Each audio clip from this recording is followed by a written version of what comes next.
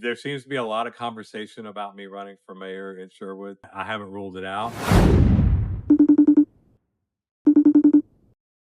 Mike Willingham. I grew up in Sherwood, North Little Rock area. Went to Victory Baptist Elementary School, which a lot of people surprisingly still know what that was. And after sixth grade, moved to North Little Rock, went to public school, and then moved back to Sherwood. Actually, started going to Sylvan Hills in my 10th grade year. Graduated from Sylvan Hills in 1985. And then I moved to Little Rock, went to UALR, moved to Little Rock, and lived there until about 3.5 years ago when I moved back to Sherwood. Michael from a baby. It's probably the only time I had my mouth shut. I started off as a temporary jewelry salesman at Dillard's in McCain Mall. Realized that I was pretty good at it and was good at selling higher ticket items and stayed in the jewelry business for about 17 years. My uncle, who was a very successful businessman in Little Rock, he passed away a few years ago, but I really admired him. This is a picture that hangs in my office at home. E.H. Willingham Real Estate. That was my grandfather, my dad's dad. And I guess that's probably where I get a lot of my entrepreneurial spirit from. I call myself a serial entrepreneur, but it's listings wanted, real estate income property. We buy gold. It's funny. The phone number is DU82041. In my pawn shop days, I got involved in addiction recovery because naturally in that business, you meet a lot of people who struggle with that. We sent our first person to rehab, paid for it before we realized there were free rehabs out there. But I started teaching at those rehabs, and I still do that today. I've kind of evolved into this person who just likes policy. I studied political science in college. I can remember when I first interested in politics was when Jimmy Carter ran for president. I think it was against Ford, and he won. And I remember my parents just so stressed that Jimmy Carter had won. And I just wondered why they were so stressed. I think I was, 10 years old then. I got involved in Sherwood politics because if we don't, who does? The city was wanting to kind of basically push a small business out of their lease.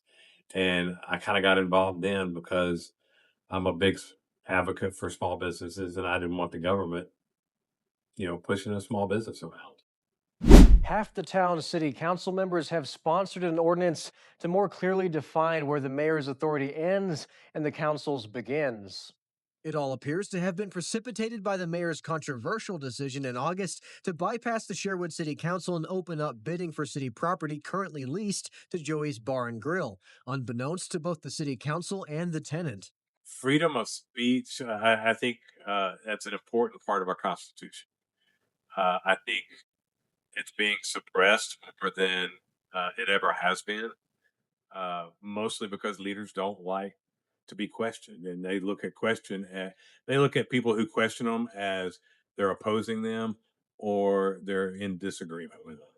And most of the time, that's not the case. I don't think. I think people just want to know. Communication is key. You got to have it. If there's no communication, then it becomes a breeding ground, in my opinion, for either corruption or incompetence. Speaker of the House, Tip O'Neill under Reagan, used to always say, "All politics is local." And I had two political science professors who repeated that constantly, Dr. Art English and Dr. Michael Anda at UALR. And all politics is local. Local is where it really changes. There's really not much decorum anymore. People talk about Ronald Reagan and Tip O'Neill going and having a beer after a big argument.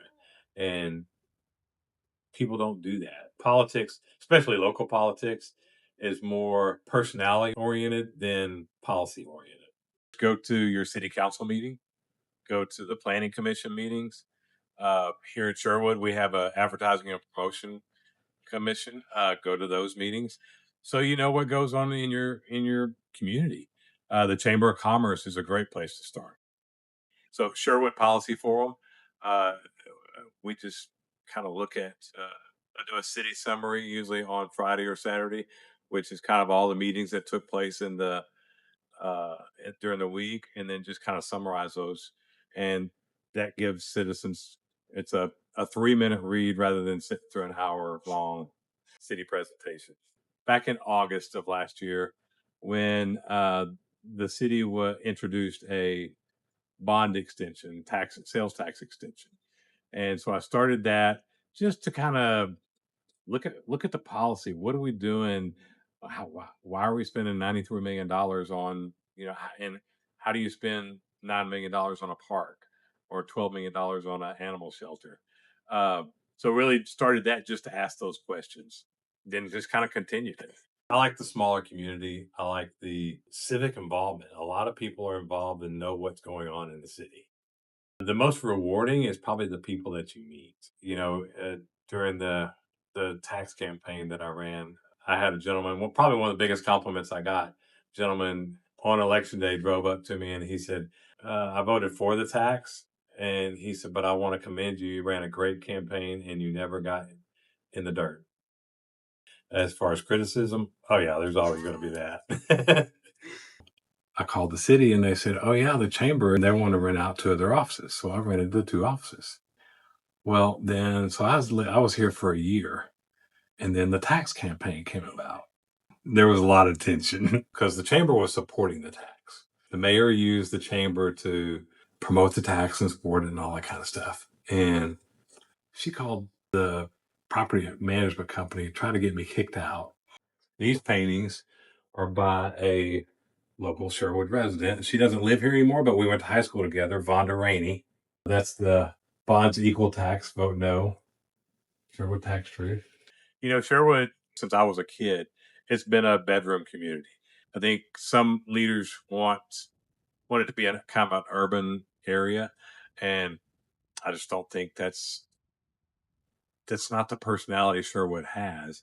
And I've always been, it's kind of like churches or businesses. Be who you are. The change is not a bad thing, but if you lose the identity of who you are, then that gets lost in the whole shuffle. I listen, and then I process that, kind of marinate on it, and see maybe I am wrong. So I have run for office before. When I was in my mid 20s, I lived in Camac Village and got talked into running for alderman against like a 35-year incumbent. I think I lost by 37 votes.